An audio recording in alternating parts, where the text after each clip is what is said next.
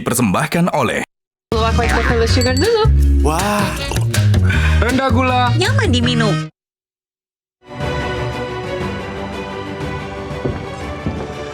Selamat malam para pemirsa, ketemu lagi di Hot Room dengan saya Hotman Paris.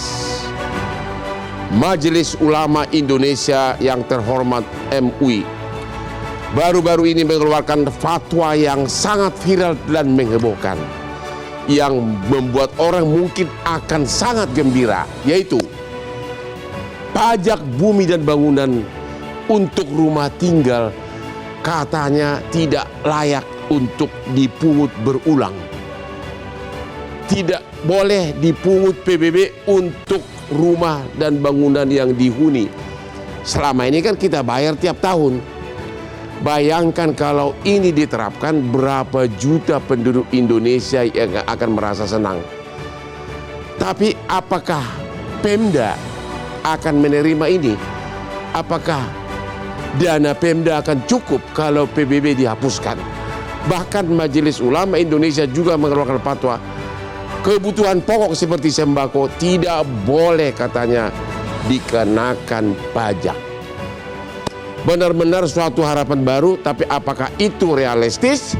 Inilah Hot Room, fatwa Majelis Ulama Indonesia, PBB berulang dilarang, pajak bumi dan bangunan dilarang.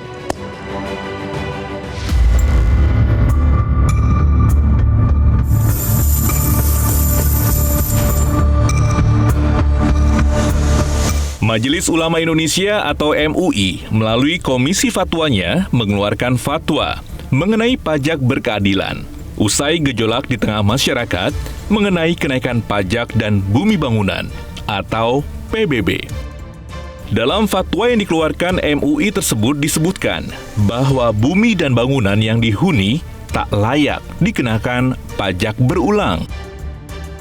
Ketua Bidang Fatwa MUI Asrorun Ni'am mengatakan, jika fatwa tersebut ditetapkan sebagai tanggapan hukum Islam terhadap masalah sosial yang muncul akibat kenaikan PBB yang dianggap tidak adil dan meresahkan masyarakat. Selain itu, objek pajak seharusnya tertuju kepada harta yang potensial untuk diproduktifkan dan dikenakan kepada warga negara yang memiliki kemampuan secara finansial. Apakah fatwa tersebut akan berdampak pada dihentikannya tarif kenaikan PBB yang sempat ramai? Dan bagaimana dengan APBD? Apakah akan berdampak signifikan? Mengingat PBB merupakan salah satu sumber pendapatan asli daerah yang cukup penting. Dan apakah fokus pajak akan dialihkan ke properti komersial dan produktif yang dimiliki oleh kelompok super kaya?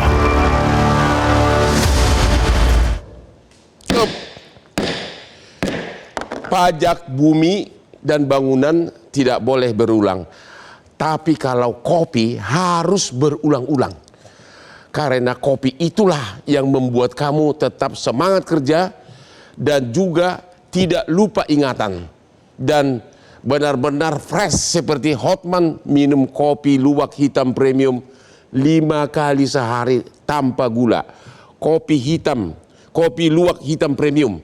Benar-benar dia deh Hotman, segar terus walaupun sudah menjelang tengah malam. Kopi luwak benar-benar nikmat dan aman di lambung. Ya, Pak Roni, bisa nggak jelaskan apa inti pokok dari fatwa Majelis Ulama Indonesia ini? Karena ini berita bagus bagi saya. Ada rumah saya ada ratusan, apakah saya tidak usah bayar PBB? Gimana ya, Pak? Ya sebenarnya pandangan atau pendapat fatwa itu sebenarnya mewakili kepentingan masyarakat semua, termasuk Bapak, kepentingan saya tadi itu dulu. Jadi non negara berani menyuarakan apa yang terjadi di masyarakat. Apalagi itu kan didasarkan pada konflik yang terjadi baru-baru ini kan, ada demo menentang kenaikan PBB sekian ratus persen. Nah, tapi yang harus kita lihat ujungnya tadi adalah ketika ada berkeadilan pajak berulang-ulang tadi. Nah, di tengah-tengah itu sebenarnya yang harus diisi oleh kita semua tadi. Bahwa mau kemana sih fatwa ini tadi. Kalau saya melihat dari ada dua sisi, berkeadilan itu kan kita bicara hukum negatif kan, ada konflik sengketa kasus perkara. Konflik itu contoh tadi ketika ada demo besar-besaran masyarakat, berarti ada konflik di masyarakat. Nah, satu sisi ketika peraturan undang-undang hubungan keuangan pusat daerah yang mengatur PBB itu kan berlaku di masyarakat yang ternyata tidak cocok dengan kehendak masyarakat. Terutama dengan kenaikan PBB 2 itu ratusan persen. Nah, disitulah ada konflik antara peraturan di masyarakat dengan kepentingan masyarakat. Nah, itu sebenarnya yang menjadi pokok masalah. Nah, masalah sekarang adalah kembali kepada negara. Apakah fatwa MUI ini mau didengar atau tidak? Tapi sebagai bagian dari masyarakat seharusnya negara mau mendengar fatwa MUI tersebut. Itu tadi.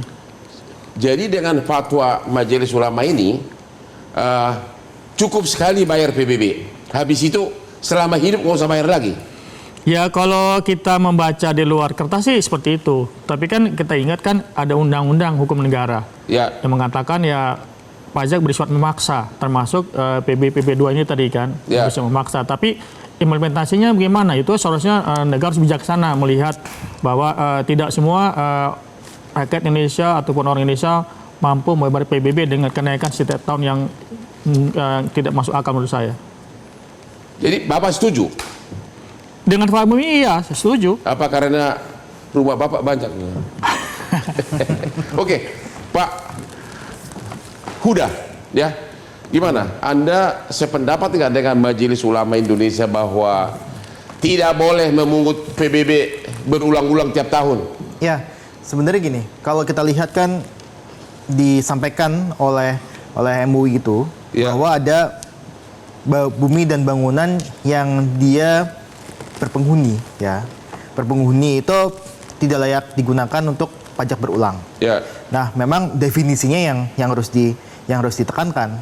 Berpenghuni itu seperti apa? Kalau begitu, kita tanya dulu deh sumbernya. Halo Pak Naim, Majelis Ulama Indonesia. Halo. Selamat malam Bapak.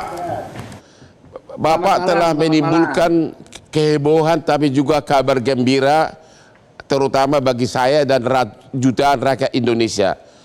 Boleh nggak Bapak uraikan topik singkat dari fatwa Bapak bahwa tidak boleh mengut pajak berulang PBB lagi tiap tahun? Bisa nggak inti pokoknya Pak? Terima kasih ya. Biar lebih utuh, saya ingin menjelaskan mulai dari background sampai substansi fatwanya, biar tidak terpotong ya. Yang pertama, salah satu latar belakangnya, MUI itu posisinya sebagai mitra pemerintah dan juga pelayan masyarakat, Shadiqul Hukumah dan juga Khadimul Ummah. Nah, salah satu wujud kontribusi MUI di dalam menjalankan fungsi kemitraan terhadap pemerintah dan juga pelayanan kepada masyarakat adalah kontribusi keagamaan di dalam merespon permasalahan sosial yang muncul. Salah satunya adalah persoalan perpajakan, di mana beberapa waktu yang lalu ada kegelisahan masyarakat ketika ada beberapa pemerintah daerah yang menaikkan pajak bumi dan bangunan yang dianggap bertentangan dengan prinsip rasa keadilan di tengah masyarakat, sehingga menggerakkan protes dan juga ketidakpercayaan kepada pemerintah. Dan jika ini dibiarkan, akan terus mengundang permasalahan sosial yang bisa membahayakan integrasi dan juga kohesi sosial kita. Karena itu, dengan pandangan keagamaan yang dimiliki, MUI menetapkan fatwa terkait dengan komitmen pajak berkeadilan. Nah, di dalam hubungan antara rakyat dan juga penguasa, itu diikat oleh saling menguntungkan dan tujuannya adalah untuk kepentingan keamanan dan kemakmuran. Nah, tahap yang pertama untuk membiayai operasional negara, mewujudkan kemakmuran rakyat adalah mengoptimalkan sumber-sumber kekayaan negara. Kekayaan negara yang ada di bumi, kemudian di atas bumi, di bawah bumi, itu sebesar-besarnya untuk kemakmuran rakyat. Itulah hakikat pasal 33 Undang-Undang Dasar kita. Jika tidak mencukupi, maka negara boleh memungut pajak. Dengan demikian posisi pajak itu sebagai wujud kontribusi masyarakat, bagian dari kontrak sosial untuk diamanahkan kepada negara dalam mewujudkan sebesar-besarnya kemakmuran rakyat tadi. Cuma harus berkeadilan. Keadilan bukan hanya distribusinya, tetapi juga partisipasinya. Harus dipastikan bahwa pajak dikenakan kepada orang yang memiliki kelebihan finansial, diperuntukkan untuk masyarakat yang mengalami kesulitan akses ekonomi. Jangan sampai hanya gara-gara punya akses politik, orang yang seharusnya terkena pajak lebih, kemudian dia aman dan selamat. Sementara masyarakat kecil yang tidak punya akses politik dan juga kekuasaan ditekan sedemikian rupa. Salah satunya adalah soal pajak bumi dan bangunan tadi. Penjelasannya bukan hanya sekedar PBB, tetapi perlu dikecualikan kewajiban pajak itu dari kebutuhan pokok. Jadi kebutuhan pokok setidaknya sandang, pangan, papan. Kalau yang terkait dengan pangan, perlu dikecualikan dari pengenaan pajak adalah 9 bahan pokok. Nah, kami mengapresiasi pemerintah juga mengeksklud 9 bahan pokok ini dari pajak pertambahan nilai. Akan tetapi faktanya di lapangan itu masih ada pungutan-pungutan terkait dengan pangan ini. Nah, yang kedua, papan. Tempat tinggal sekalipun mungkin NJOP-nya tinggi, tetapi dia tidak produktif dan juga tidak potensial produktif. Maka menjadi aneh jika rumah yang ditinggali, jadi rumah huni itu adalah rumah yang ditinggali. Beda halnya seperti rumahnya Bang Hotman yang punya banyak rumah, ya harus dipajakin gitu. Tetapi kalau rumah yang ditinggalin, dia secara potensial tidak produktif. Kalau seandainya itu dipajakin tiap tahun, dia akan terus berkurang, padahal secara potensial memang tidak diproduktifkan. Dan jika itu terus berlanjut, akhirnya nanti banyak orang terusir dari rumahnya karena apa? Karena beban pajak yang tinggi, dan itu faktual sudah terjadi. Nah, beban pajak itu harus dikenakan kepada orang yang memiliki kelebihan finansial dari kebutuhan pokoknya. Nah, fatwa menawarkan ada PTKP dalam konteks penghasilan. PTKP-nya ekuivalen dengan kewajiban zakat, yaitu minimal 85 gram emas. Jika di bawah itu bagian dari penghasilan tak kena pajak. Dan alhamdulillah, kabar baiknya ini Pak Hotman, fatwa ini sebelum dirumuskan dan juga dibahas, kami sudah mendengar dari Ditjen Pajak mengenai postur keuangan negara, sumbernya dari mana. Ternyata 80% itu sumbernya dari pajak. Fatwa ini mendorong optimasi sumber pendapatan negara di luar pajak yang secara potensial masih sangat mungkin dioptimalkan. Karena 80% sumber itu dari pajak, maka warga negara khususnya masyarakat muslim wajib untuk membayar pajak dengan syarat pajak yang dikenakan itu harus berkeadilan.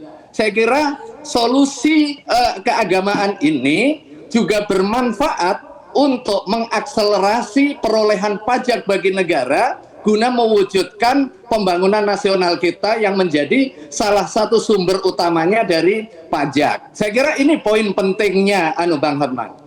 Oke, langsung aja dulu contoh konkret.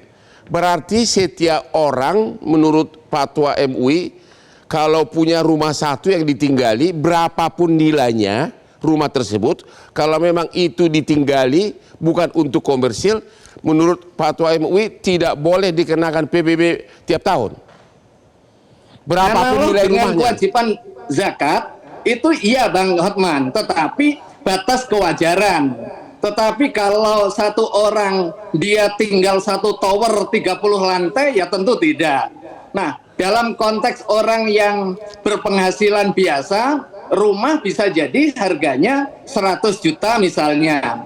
Tetapi kalau orang the have, dia punya rumah senilai 1 miliar dan itu patut bagi dia dan secara faktual dia tidak untuk kepentingan komersial, yaitu dieksklud dari pajak yang berulang. Jadi yang disebutkan di dalam fatwa MUI ini adalah pajak yang berulang, artinya per tahun dan tidak berganda. Sementara hari ini kebijakan perpajakan itu khususnya terkait dengan PBB kan berganda. Pajak pembelian, pajak penjualan, kalau butuh membangun ada pajak pembangunan, setelah itu masih juga dikenakan tiap tahun pajak. Nah, ini kan cara gampang yang nggak butuh mikir untuk memperoleh pendapatan dan tetapi membebani masyarakat. Ini kondisi faktual kita ya. Sementara barang tersebut tidak ditujukan untuk kepentingan produktif. Akhirnya nanti bisa menyebabkan ketidakadilan sosial yang dampaknya adalah mengusir orang dari rumahnya secara pelan-pelan. Ini kondisi faktual kita hari ini. Dan korbannya sudah banyak. Teman-teman kita yang tinggal di Jakarta, yang asetnya hanya tanah, tempat dia huni, kemudian tiap tahun NJOP-nya naik, nilai jual objek pajaknya naik, tetapi faktualnya dia tidak merasakan nilai kenaikan itu karena memang tidak diproduktifkan. Dampaknya dia harus membayar pajak yang sangat tinggi. Akhirnya Oke, Pak, dia tidak mampu, dulu. akhirnya terusir dari kampung halamannya. Kita istirahat dulu, Bapak jangan kemana-mana dulu. Kita akan tanya lagi lebih detail setelah istirahat berikut ini, Pak Niam. Ya.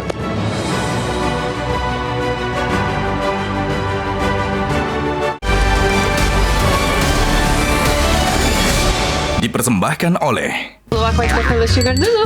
Wah, rendah gula. Nyaman diminum. Dipersembahkan oleh Keluar white chocolate sugar dulu. Wah, rendah gula. Nyaman diminum. Ketemu lagi di Hot Room. Fatwa Majelis Ulama Indonesia tidak boleh memungut pajak berulang atas rumah tinggal. Pak Niam, halo Pak. Siap, Bang. Saya kasih contoh langsung yang real aja. Saya tinggal di suatu rumah yang mungkin nilainya 50 miliar. Ada kolam renang, tapi itu murni saya pakai untuk rumah tinggal. Apakah menurut fatwa MUI saya tidak harus lagi bayar PBB tiap tahun karena itu saya pakai memang murni untuk rumah tinggal berapapun nilainya? Kalau analog dengan kewajiban zakat, Bang Hotman, jadi rumah yang ditinggali dalam batas kewajaran itu dikeluarkan dari kewajiban zakat. Tapi kalau berlebihan, ya itu tinggal ngambil selisihnya. Kalau Bang Hotman misalnya penghasilannya 100 triliun, kemudian rumahnya 50 miliar, dan secara publik serta rasio antara kebutuhan itu masuk akal, ya nggak apa-apa. Tetapi kalau itu tidak masuk akal, kemudian berlebih-lebihan, ya itu bagian dari sesuatu yang di luar kebutuhan primer. Intinya adalah apakah itu masuk kategori doruriyat atau hajiat atau tasiniat. Dalam konteks bahasa kita, apakah masuk kebutuhan primer atau sekunder atau tersier. Kalau itu bagian dari kebutuhan primer, maka itu dikeluarkan dari kewajiban-kewajiban. Seperti kita konsumsi. Kalau bagi masyarakat biasa, itu harga 20.000 normal dan 100.000 itu sudah berlebihan. Tetapi bagi kelompok masyarakat kelas menengah misalnya, makan 100.000 itu biasa. Maka konsumsi 100.000 yaitu dikecualikan dari kewajiban. Demikian juga pakaian yang sandang, pangan, papan tadi. Kalau pakaian bagi saya, misalnya harga 400.000 itu sudah patut dan pantas. Tapi bagi Bang Hotman misalnya, jas yang dipakai 20 juta misalnya, yaitu tidak masuk kategori berlebihan karena sesuai dengan makomnya. Nah, disinilah Pak, soal kualitatif bukan kuantitatif dalam konteks apa yang disebut sebagai primer tadi. Tetapi kalau sudah lebih dari kebutuhan, Misalnya kita punya rumah satu, tetapi punya uang, kemudian kita punya pos 2, pos 3, pos 4, sekalipun dia tidak diproduktifkan, jadi ditinggal begitu saja, tetapi secara potensial dia bisa produktif, maka harus dikenakan. Sama dengan kekayaan. Kalau kita nyimpan uang atau nyimpan emas, kita tidurkan di berangkas, secara faktual dia tidak produktif, tetapi secara potensial dia bisa diproduktifkan, cuma dia tidak memproduktifkan. Maka terhadap hal ini wajib untuk dikenain, gitu. Pertanyaannya berarti belum ada kepastian hukum. Bukan berarti bahwa, bukankah menurut MUI semua rumah pertama yang ditinggali, berapapun nilainya, kalau itu memang ditinggali sesuai dengan status masing-masing, maka tidak dikenakan PBB. Contoh, saya tinggal di rumah 50 miliar karena memang itu kebutuhan primer saya, klien saya para konglomerat, tapi itu murni hanya untuk rumah tinggal. Apakah saya berhak mengatakan jangan lagi pungut PBB karena itu rumah tinggal saya? Bagaimana Pak? Karena kalau nggak begitu tidak ada kepastian hukum. Soal teknis itu bersifat teknokratik dan fatwa MUI tidak membahas hal-hal yang bersifat teknokratik itu, tetapi membahas prinsip-prinsip terkait dengan pengenaan pajak yang harus didasarkan kepada prinsip keadilan sosial, mulai dari partisipasinya sampai distribusinya.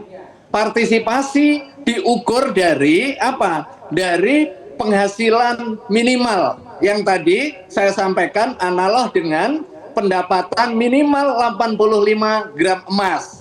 Itu kebutuhan minimal. Terus yang dipajakin apa? Yang dipajakin adalah hal yang bersifat sekunder dan juga tersier dan yang secara potensial bisa diproduktifkan. Artinya secara berkebalikan, kebutuhan primer, kemudian harta yang secara potensial tidak produktif, maka tidak patut dikenain pajak secara berulang. Rumah tinggal pada saat Bang Hotman bertransaksi itu sudah dikenain pajak, yaitu pajak penjualan dan juga pembelian, dan itu jumlahnya lumayan signifikan. Kemudian kalau toh ada pajak bangun, itu juga ada pajak lagi. Kemudian poin yang berikutnya, seandainya pun dikenain pajak rumah tinggal, itu single tax, bukan berulang. Karena dia secara potensi memang tidak produktif. Dan ini juga berlaku, saya kira, bahkan lebih prioritas adalah bangunan yang didedikasikan untuk kepentingan sosial, yang nirlaba. Seperti apa? Seperti sekolah, kampus, pesantren. Faktanya hari ini itu bangunan asrama pesantren, kemudian tempat pendidikan, itu bangunannya masih bayar PBB. Nah, oke, Pak. Ini yang kita ketuk bagaimana momentum pemerintahan baru, concern Presiden untuk mengoperasionalkan pasal 33 Undang-Undang Dasar, momentum Menteri Keuangan untuk melakukan reformasi keuangan, baik keuangan pusat dan daerah, disertai dengan komitmen reformasi perpajakan yang basisnya adalah keadilan sosial, baik partisipasinya maupun distribusinya. Oke Pak, Bapak jangan kemana-mana dulu, kita tanya dulu pendapat dari narsum yang di studio. Pak Huda, ya. Apakah ada kepastian hukum kalau fatwa itu diterapkan? Ya, yang pertama seperti ini, saya ingin mengkomentari apa yang disampaikan oleh Pak Niam tadi, bahwa tadi menyebutkan berpenghuni dan tidak berpenghuni, kemudian ada produktif, potensial produktif, kemudian kalau kita lihat pajak berulang. Nah, kalau kita geser lagi, yang diprotes oleh teman-teman di lapangan itu bukan pajak berulangnya, tapi tarifnya. Tarif yang memang naiknya sampai ribuan persen. Nah, yang kedua soal terkait dengan penghuni. Penghuni itu sangat luas sekali, apakah satu orang, dua orang, itu masuk per penghuni. Kemudian kita bicara produktif, potensi produktif, semua rumah itu berpotensi produktif. Kalau kita berpikiran seperti emas tadi yang disampaikan oleh Prof. Niam, bahwa kalau kita lihat ada kenaikan harga rumah itu 3-4% per tahun. Itu potensi produktifnya di situ. Nah, yang berikutnya kalau kita lihat sebenarnya ini kan pajak itu kan boleh dibilang tadi sampaikan juga berkeadilan dan sebagainya. Kalau kita lihat konsep yang ditawarkan oleh MUI itu justru jauh dari apa yang disebut dengan pajak berkeadilan. Karena apa? Jauh dari pajak berkeadilan. Ya, karena gini, pajak berkeadilan itu adalah pajak yang memang itu dikenakan kepada orang yang dia, kalau kita lihat ya, itu ketika dia punya rumah, 1 rumah, 2 rumah, meskipun dia berpenghuni, yang kita tawarkan adalah adanya pajak progresif.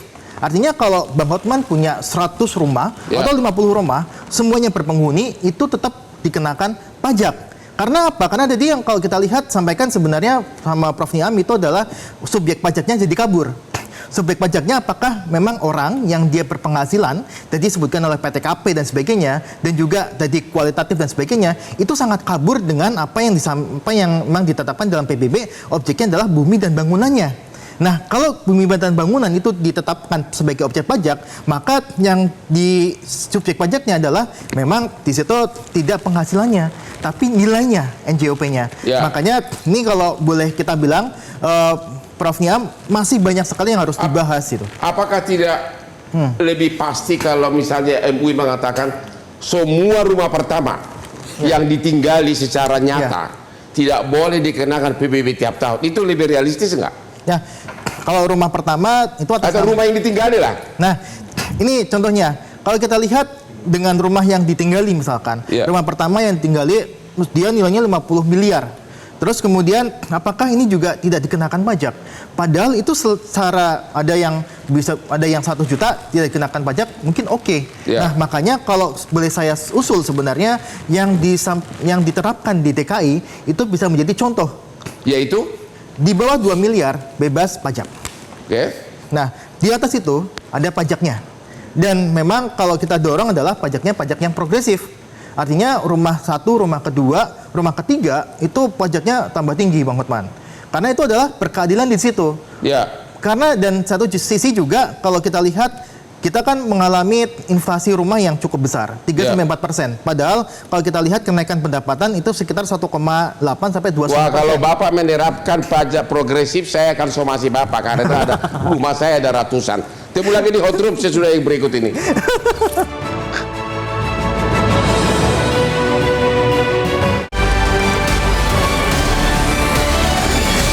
Dipersembahkan oleh Luwak White Chocolate Sugar dulu. Wah, rendah gula. Nyaman diminum. Dipersembahkan oleh Luwak White Chocolate Sugar dulu. Wah, rendah gula. Nyaman diminum. Temu lagi di Hot Room. Fatwa Majelis Ulama Indonesia tidak boleh memungut PBB berulang atas rumah tinggal yang dipakai sebagai rumah primer. Namun demikian, saya tetap mengingatkan kalian, kenapa Hotman bisa 18 jam kerja sehari dan selalu fit. Rahasianya adalah di kopi luwak hitam premium yang Hotman minum 5 kali sehari tanpa gula, sehingga Hotman bisa mengingat ratusan perkara yang saya pegang. Terutama saya ingat berapa jumlah honor yang belum dibayar oleh klien, hafal luar kepala. Tapi itu semua berkat kopi luwak hitam premium dan aman untuk lambung. Contohlah Hotman, kalau Anda mau sukses anak muda, minum kopi tiap hari, semangat kerja. Pak Roni, kalau dari penjelasan tadi tokoh Majelis Ulama Indonesia Pak Niam, ada enggak kejelasannya apa sebenarnya maksudnya? Bisa nggak di inti poinnya apa? Pengertian saya kira pokoknya semua rumah tinggal yang ditinggali bebas PBB, begitu? Ya, seharusnya itu harus diperjelas ya. Tapi kalau kita lihat di Undang-Undang Dasar kita pasal 23 itu jelas pajak dan pungutan di tetap undang-undang. PBPP 2 itu ada pungutan karena ditagih oleh Pemda itu tadi. Jadi ketika amat undang-undang tadi ya Pemda mau tidak mau harus nagih. Yang mungkin yang kita persoalkan adalah jumlah PBB yang ditagih ke kita. Jadi Bapak setuju nggak bahwa Kalau itu benar-benar dipakai rumah tinggal, tidak boleh dipungut PBB berulang-ulang tiap tahun. Nah, masalahnya di undang-undang kita, undang dasar. Kalau undang-undangnya dirubah gimana? Kalau misalnya mengikuti fatwa Majelis Ulama Indonesia? Ya, kalau undang-undang dasar nggak bisa diubah karena ada pungutan. Tapi kalau undang-undang lain ya, misalnya undang-undang yang terkait dengan tanah, kayak tanah aja kita udah dipungut berulang. Ketika kita beli tanah kan ada pajak penjual pembeli, ada BPATB itu. Ya. Nah, terus kalau kita membangun kita bayar PBG. Nah, itu kan sudah berulang itu tadi. Ya, mungkin kalau mau direvisi di situnya, terutama yang nggak pernah lihat orang ada kalau kita lihat PBB itu kan ada kelasnya itu tadi. Ya. Ada kelas misalnya kelas nomor berapa, itulah yang sering dimainkan. Jadi menurut Bapak, harga rumah berapa yang tidak boleh ditagih PBB tiap tahun? Ya itu sebenarnya itu diserahkan kepada aktuaris. Ya. Dia appraisal, dia menetapkan harga layaknya berapa, karena tidak mungkin sama untuk makanya kan kalau kita bacakan PBB perkotaan dan pedesaan, jadi ada membedakannya. Nah, nilai PBB perkotaan berapa, pedesaan berapa, makanya pada kelasnya tadi. Nah, memang kalau seperti di Jakarta kan disebutkan nilai yang tidak potong pajak, dikenakan pajak kalau nilai 2 miliar. Nah, seharusnya itu tadi itu harus dievaluasi setiap tahun, bahwa misalnya kalau rumahnya 6 miliar dikurangi 2 miliar, nah dari sisanya itu yang dikenakan. Nah, mungkin di situ tadi itu kan kewenangan dari daerah untuk menetapkan berapa nilai layak rumah tersebut. Nah, tapi itu nggak menghasilkan masalah. Kalau kayak Pak Hotman nih, rumahnya banyak nih. Ya, berarti kan Pak Hotman nih, mohon maaf kan, berarti kan mendapat pengurangan terus kan. Nah, berarti tidak sesuai dengan prinsipnya keadilan dari fatwa MUI tersebut itu tadi. Nah, jadi Bapak setuju nggak sebaiknya semua rumah yang ditinggali bebas PBB? Nggak mungkin. Ya, tidak mungkin karena amat undang-undang dasar dan undang-undang masalahnya. Begitu. Iya. Gimana Pak? Pak Huda? Ya, kalau saya nggak setuju, Bang. Kenapa? Kalau saya nggak setuju, karena bagaimanapun juga. Apakah akan bikin Pemda semua rontok, nggak ada anggaran? Satu itu, karena kalau kita lihat sebenarnya PBB P2 itu menyumbang ya mungkin 20%. Kalau Jakarta itu 10%. Tapi kalau di beberapa daerah itu sekitar 40-50%. Artinya ketika PBB itu dihilangkan, tiap tahun tuh yang hilang tuh banyak. Nah, pasti itu akan menimbulkan dari sisi Pemdanya pasti akan ya bergejolak gitu kan. Nah, yang kedua adalah kalau kita lihat ada fungsi redistribusi yang hilang di situ. Artinya apa? Artinya ketika memang kalau kita lihat mungkin kita bisa meniru Jakarta ya. Dan Jakarta di bawah 2 miliar itu bebas pajak gitu kan. Nah, mungkin di daerah lain bisa menetapkan threshold yang mungkin berbeda dibandingkan dengan Jakarta. Jakarta 2 miliar. Mungkin di daerah lain 600 juta atau 200 juta itu bisa dibebaskan pajak PBB. Nah, tapi kalau misalkan berpenghuni kemudian rumah pertama dan memang itu berapa nilainya dihilangkan pajaknya, saya dengan tegas menolak itu, tidak setuju. Karena? Karena ada fungsi redistribusi pendapatan yang hilang dan juga ada tadi untuk ya potensi dari Pemda ya. Pemda ini kehilangan pendapatan yang cukup besar. Pak Niam bagaimana nih Pak? Sepertinya dua narasumber ini tidak setuju dengan fatwa dari MUI. Seolah-olah belum ada kepastian dan tidak berkeadilan untuk Pemda. Bagaimana komentar Bapak? Fatwa ini sebagai wujud tanggung jawab sosial keagamaan, sekaligus juga respon dan juga solusi atas kegelisahan masyarakat terkait dengan pengenaan pajak yang dianggap tidak mencerminkan rasa keadilan di tengah masyarakat. Seperti kasus demo di Pati dan juga di beberapa daerah lain. Seiring dengan kebijakan baru dalam hal soal pengurangan transfer dana ke daerah tersebut, yang kemudian berdampak kepada upaya pemerintah daerah untuk menutupi gap tersebut. Salah satunya adalah penaikan pajak bumi dan bangunan yang akhirnya itu akan membebani masyarakat. Ini adalah kondisi faktual. Tentu kita nggak boleh menutup mata. Jika ini dibiarkan, khawatirnya nanti akan menjadi bom waktu, menjadi problem sosial yang lebih berkepanjangan.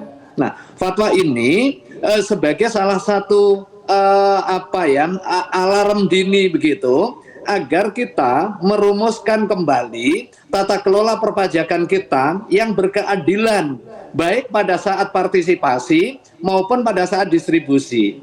Fatwa ini Bang Hotman dibahas, diawali dengan FGD dengan teman-teman Ditjen Pajak. Jadi ini tidak turun dari langit ya.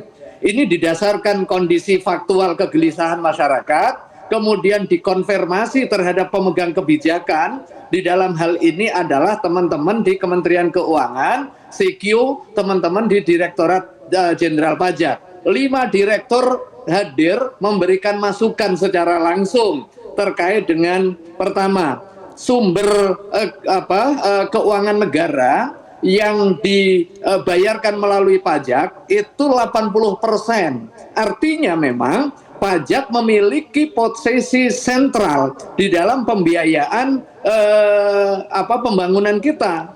Karena itu perlu dorongan agar pajak ini optimal di dalam mewujudkan kesejahteraan masyarakat. Tetapi sumbernya dari mana? Sumbernya harus dipastikan dari orang yang kaya, didistribusikan kepada orang yang membutuhkan. Ini yang menurut hemat kita harus menjadi kesadaran kolektif kita.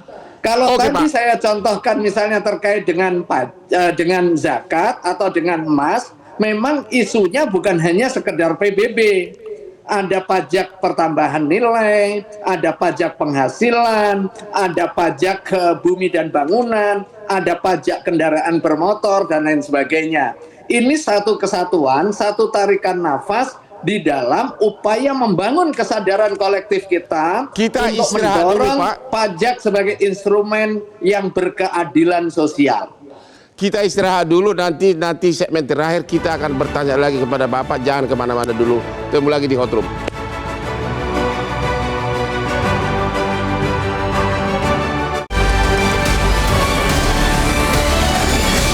Dipersembahkan oleh Keluar Coca-Cola Sugar dulu. Wah, rendah gula. Nyaman diminum. Dipersembahkan oleh Keluar Coca-Cola Sugar dulu. Wah, rendah gula. Nyaman diminum.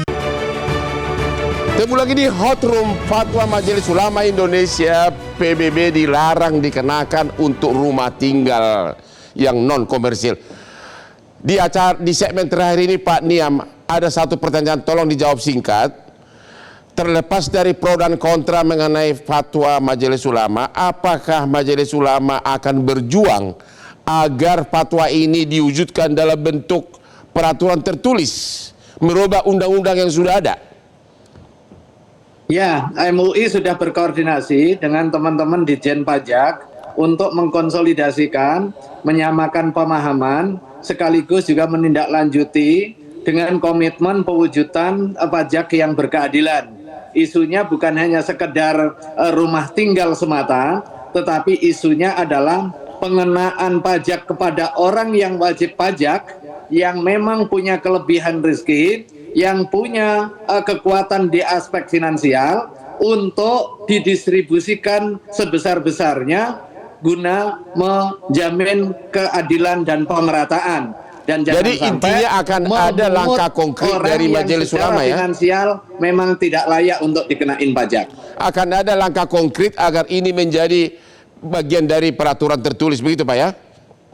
Betul, ini bagian dari mekanisme kontrol sosial yang menggunakan perspektif keagamaan yang nanti akan memperbaiki tata kelola perpajakan. Dan jika itu terjadi, MUI akan mendorong kewajiban umat Islam untuk taat pajak sebagaimana kewajiban umat Islam membayar zakat, sehingga penuh keikhlasan, keringanan, dan kesadaran. Itu terima kasih Pak, melahirkan keberkahan. Mudah-mudahan cepat berhasil, karena yang paling diuntungkan pertama kali adalah Hotman Paris. Seperti saya nggak usah bayar PBB lagi tahun ini. Pak, udah gimana? Pesan terakhir, apakah ini perlu diwujudkan dalam bentuk perundang-undangan? Ya, yang pasti adalah pajak harus kita junjung keadilan, asas keadilan. Ya. Kemudian kita juga harus menjunjung fungsi redistribusi, bahwa yang kaya itu harus. Setuju nggak fatwa MUI diwujudkan dalam bentuk undang-undang? Pada dasarnya fatwa itu saya nggak setuju. Tidak setuju? Saya nggak setuju. Tapi kalau kita lihat sebenarnya memang pesan terakhir saya adalah ketika pajak itu hanya menguntungkan yang kaya aja, maka jadi pertanyaan adalah fatwa MUI itu buat siapa? Ya. Itu saya, Bang. Pesan saya, Bang. Terima kasih. Pak Roni, setuju nggak agar fatwa MUI itu ditingkatkan menjadi peraturan? Ya, setuju aja. Jadi kita mengubah undang-undang tentang hubungan keuangan pusat dan daerah. Ya. Yang pertama saya mau koreksi bahwa PBBP 2 adalah kewenangan pemerintah daerah, Kemendagri. Jadi memang seharusnya nggak usah nunggu undang-undang, bikin Permendagri aja menurut saya. Ya. Lebih cepat gitu, Permendagri mengatur PBB, Permendagri nanti buat aturan batasan-batasan rumah mana yang bisa kena pajak itu tadi. Tapi Anda melihat memang kenaikan PBB itu memang kadang-kadang tidak berkeadilan ya? Memang. Ya. Seperti di Pati sampai demo. Iya, itu fakta. Itu memang kenaikan PBB yang tidak masuk akal, itu harus dikoreksi tadi. Tapi khususnya kalau undang-undang kelamaan, menurut saya paling cepat adalah peraturan Mendagri, karena dia mengatur daerah otonom. Tapi kalau kita cuma tinggal di situ, mandi di situ, tidur di situ, masa harus bayar PBB tiap tahun?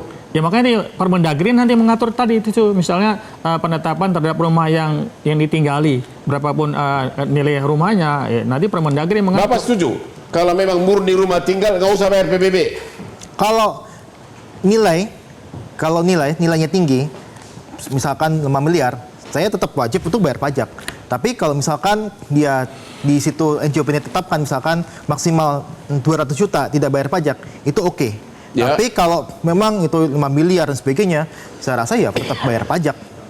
Maksudnya pajak PBB ya. Iya. Jadi masih perjuangan dari Majelis Ulama ini masih panjang ya? Masih panjang. Masih belum ada kepastian. Ya, benar.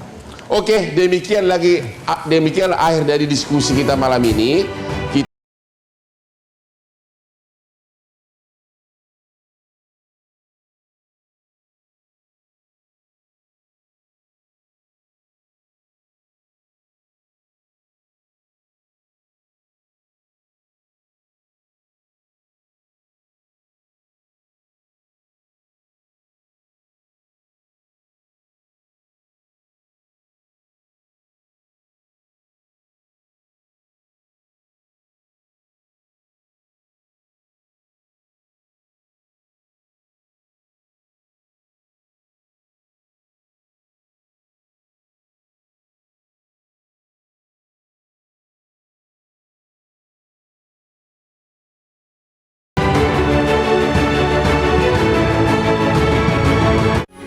Metro TV.